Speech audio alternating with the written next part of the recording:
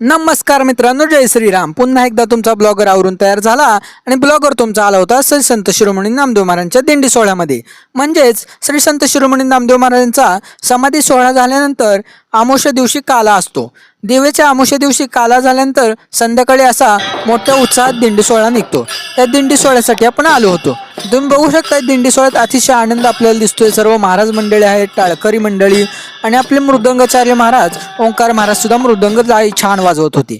त्यानंतर काय, आपला बंधुराज म्हणजे आपला भाऊ पालखी सोहळ्यासाठी पालखीला खांदा दिला होता. त्यानंतर आपण पालखी आपल्या घराजवळ आल्या म्हणल्यावर पालखीची पूजा केली. पालखीमध्ये पादुकांच्या पूजा केली. त्यानंतर आपण दर्शन वगैरे घेतलं. त्यानंतर आपला पालखी सोहळा असाच पुढे चालत होता. दिंडी सोहळा अतिशय सुंदर आणि भव्य दिव्य असा असतो. दरवर्षी सर्व समाधी सोहळा झाल्यानंतर अशी दिंडी दरवर्षी निघते. हा नियमच आहे समाजाचा. म्हणजे नामदेव शिंपी समाज अशी दिंडी सुद्धा असते. नामदेव शिंपी समाजातील सर्व मंडळी सुद्धा अशा आनंदाच्या उत्साहात होते. त्यानंतर काय, आपला ब्लॉगर ओकेमध्ये होता म्हणला. त्यानंतर आपले मित्र गाठ पडले, समाजातील बंधू मित्र, त्यांना सुद्धा आपल्या ब्लॉगमध्ये घेतलं. त्यानंतर आपली दिंडी आणि पालखी सोहळा आलता श्री संत शिरोमणी नामदेव महाराजांच्या पायरीपाशी. मग तिथला थोडासा ब्लॉग घेतला.